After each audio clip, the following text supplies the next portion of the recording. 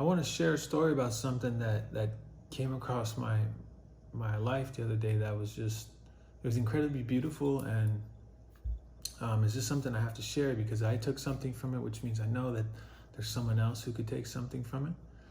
I was at the park the other day shooting hoops, and there was these dudes on the other court playing 2-on-2. And one of the guys had his little girl with him. This little girl, she's probably about 3 or 4 years old, as cute as can be. This little black girl. She had these 2 pigtails that were going straight up. You could tell her dad did her hair. And she had these little tiny pink Crocs on. She was running all over the place like a psycho. And after the game ended, he had walked over by her. She was off on the side. And I guess he had a cut on his hand. And she goes, "Daddy, are you okay?" Right? And he gets down on his knees and he goes, "Oh, baby, this is just pain." And he goes, "That's all this is." And he goes, "Life is just a bunch of pain, and it's nothing, baby girl, it's nothing." And he gets up and he starts guiding her back to where they are. And he sees me and he goes, "My daughter's gonna be woke." And I'm sitting there, and it's a beautiful moment to see, right? Like anytime you see a child and parent together, it brings like a warmness to your heart, you know? But when you see those deeper moments shared between a parent and child, it's just got another level to it. It's just a beautiful thing to see.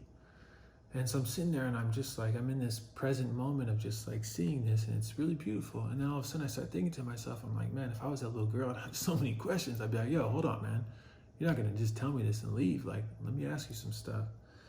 And so I start thinking, I'm like, surely, like, I'm like, what type of pain is this man talking about, right? Like, and how do I determine how much this pain is going to affect me? Because if it's going to come into my life, like, I want to know where it comes from. I want to know what type of pain it is and how it's going to affect me, right? And surely this man is not talking about physical pain. He's not telling this little girl physical pain is going to dominate her life. Even though there's people who do suffer from that, debilitating physical ailments that just cripple them daily, he's not talking about that.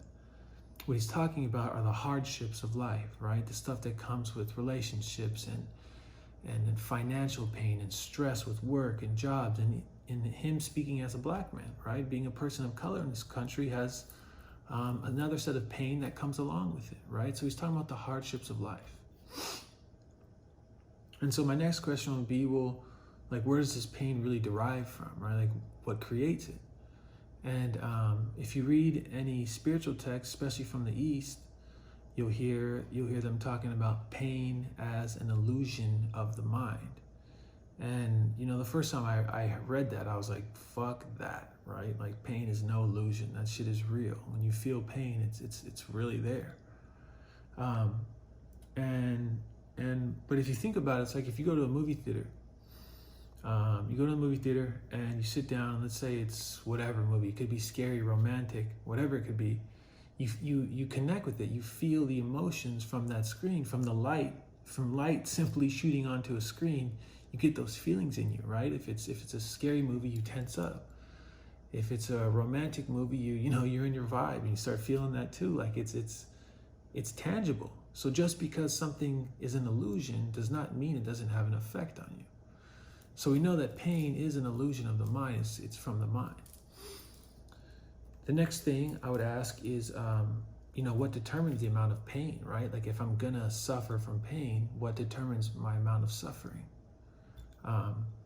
And if you've never had a chance, just read whatever you can find of Eckhart Tolle, because it's the way he puts his words together is just beautiful. But Eckhart Tolle says that the amount of pain that you suffer from any situation is directly correlated to your ability or inability to accept the isness of that situation. And essentially what he's saying is, when something happens to you, the amount of resistance you have to what happened determines the amount of pain you feel.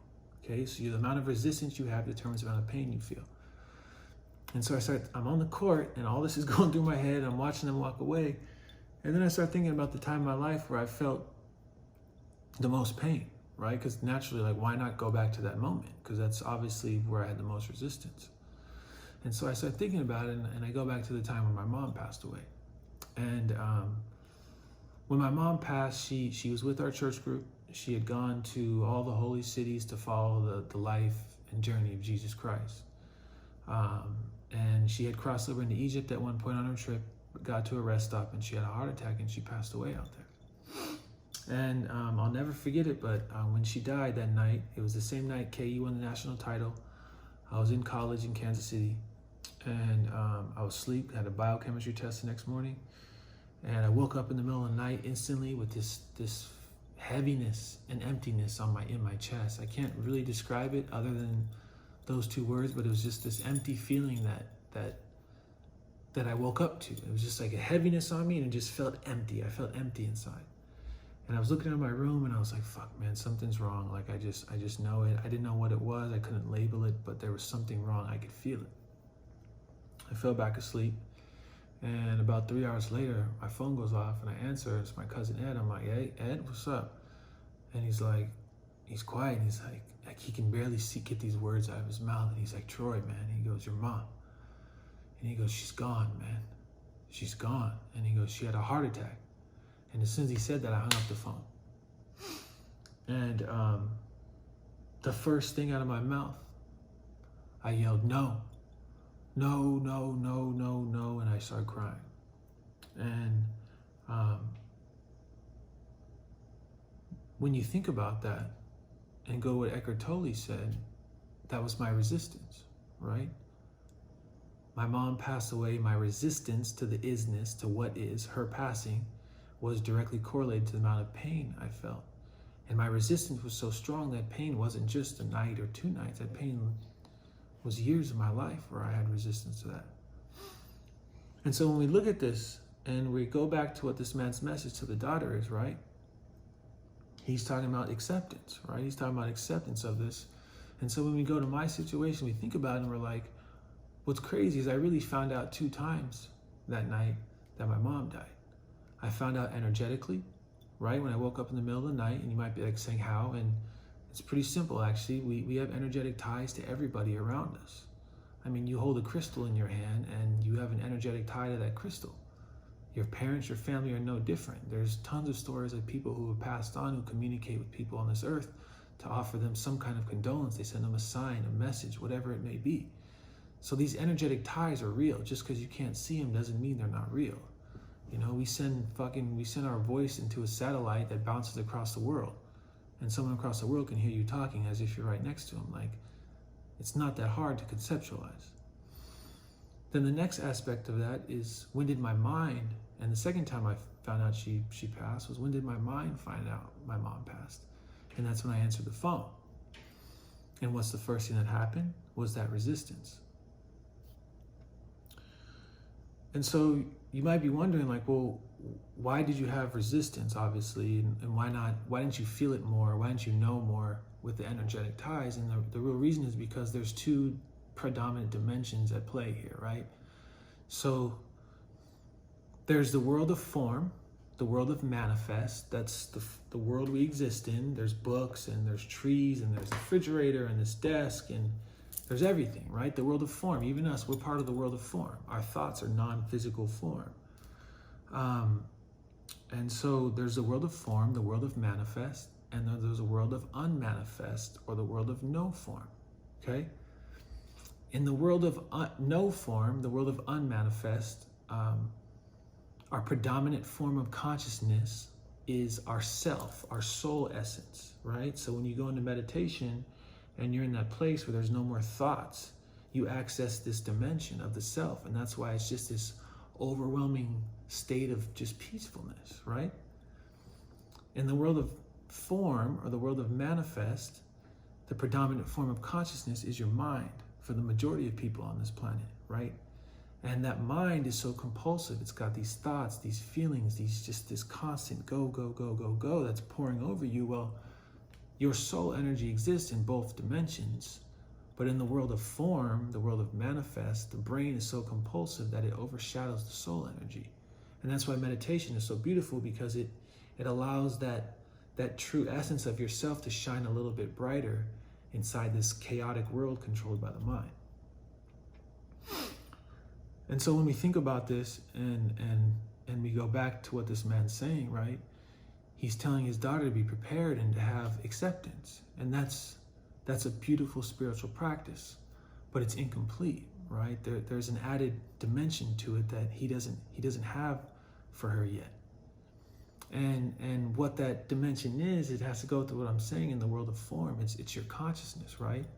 And the best way I can explain this is, in the world of form, we derive our sense of self from the mind. So we think we're our mind. And the best way to explain is, if I take a coin and in one side's pleasure, one side's pain, right? Because the world of form is subject to the laws of polarities, right? Where you have good, you have bad, you have pleasure, you have pain. The world of form is subject to these laws. The world of no form is free from those. So let's say you have this coin. One side's pleasure, one side's pain. If you derive your sense of self, who you are, from this coin, every time it gets flipped, you're simply subject to what side it lands on. If a good event comes into your life, you're happy. And if a shitty event comes into your life, now you're sad. Now, what if you flip that coin, but instead of deriving your sense of self from that coin, you derive your sense of self as an observer? You became an observer of this event. Now that pleasure or pain, whatever the outcome is, it doesn't have the same effect on you because you're simply observing it. It's called in science and in physics, they have the thing called the observer effect. And what it's essentially saying is, and this is proven in quantum physics, if you observe a reaction, the reaction will change to your needs, to what your desires are, to your expectations, right? And so if we're an observer of this coin and we're watching this pain side show up, but we're detached and we're an observer of it, then the pain dissipates. When you allow your consciousness to be the predominantly form of thought, right? If you allow yourself and your existence to be your true self, your inner self, that's where you get your consciousness from, and that's where you derive your sense of self from, then those things can't exist. It's like if I turn the lights off in here, I wouldn't be able to see my microwave. But if I turn on a flashlight and shine it on my microwave's suddenly back. The darkness dissipates in the light of your consciousness. And so we go back to this man's message to his little girl, and he's teaching her acceptance, which is powerful. But if you allow acceptance to be a repetitive pattern, then acceptance simply becomes a label, which allows your mind to continue to spin, continue to work, right? You can't just always have acceptance for someone who's hurting you or something that's hurting you in your life. It's a scapegoat. It's essentially what you're doing is allowing your mind to exist in a pattern of thought, but saying acceptance is an excuse for it. And that's a devastating problem that affects a lot of people, and we see that a lot of the time. So the next step to what this man's teaching of the daughter really is about how to get your consciousness onto this. You have acceptance, you accept the isness of the situation, and then you shine your light of consciousness on that. And the real secret to that is very simple. You just observe, right? When an event of pain shows up in your life, when that coin is flipped, don't derive your sense of self from that outcome. Simply observe the outcome. Feel it within you. Feel your emotions come up. See the emotions come up. And what you'll start to notice is there's a gap will appear. If you start doing this with your mind, you start doing this with the random thoughts that come in your head, you do this each and every day, that gap gets bigger and bigger and bigger and bigger and bigger. And what is enlightenment? It's when you rise above the intellect, above the mind. That's what enlightenment is. And so this is the path to take in order to free yourself from the mind. And so when I go back to that little girl, I'll be praying for her that she picks up from where her father left off, because he obviously has a piece of the puzzle. And if she can get that second half, her life's gonna be really beautiful.